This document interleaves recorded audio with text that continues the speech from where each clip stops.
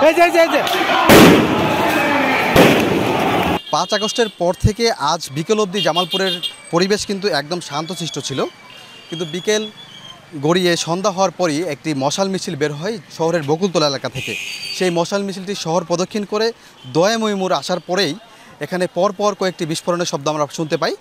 এরপরেই কিন্তু মিছিলটি থেকে বিচ্ছিন্নভাবে সবাই হুড়োহুড়ি দৌড়াদৌড়ি শুরু করে দেয়। আমরা যে বিষয়টি লক্ষ্য করেছি যে এখানে যে বিস্ফোরক দ্রব্যগুলো ফোটানো হয়েছে সেগুলো আসলে কি, এটি কিন্তু এখনও চিহ্নিত করতে পারেনি পুলিশ প্রশাসনও। তো আমরাও সেগুলোকে দেখেছি। আমরা এখানে উপস্থিত ছিলাম সে সময়টি এই স্থানটিতে কিন্তু আগুন জ্বালানো হয়েছিল। এরপরেই কিন্তু আসলে জনমনে একটি আতঙ্ক সৃষ্টি হয়ে যায়। এরপরে আশেপাশে যে দোকানগুলো রয়েছিল বা ব্যবসা প্রতিষ্ঠান রয়েছিল সেগুলো কিন্তু বন্ধ করে দিয়ে পরবর্তীতে তারা চলে যায়। এই ঘন্টা বা আধা ঘন্টা সময়ের মধ্যে কিন্তু আমরা আইনশৃঙ্খলা বাহিনীকে তেমন একটি দেখিনি।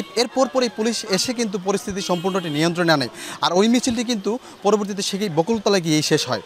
এর মধ্যে আরেকটি বিষয় লক্ষ্য করেছি যে পুলিশের সাথে আমরা কথা বলেছি। পুলিশ বলেছেন যে এ বিষয়ে একটি মামলা ইতিমধ্যে প্রক্রিয়াধীন রয়েছে।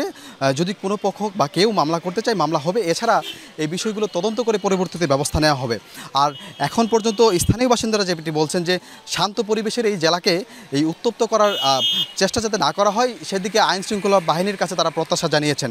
তো জামালপুরের পরিস্থিতি এখন পর্যন্ত কিছুটা স্বাভাবিক রয়েছে। তো এই ছিল আমার কাছে জামালপুরের সর্বশেষ।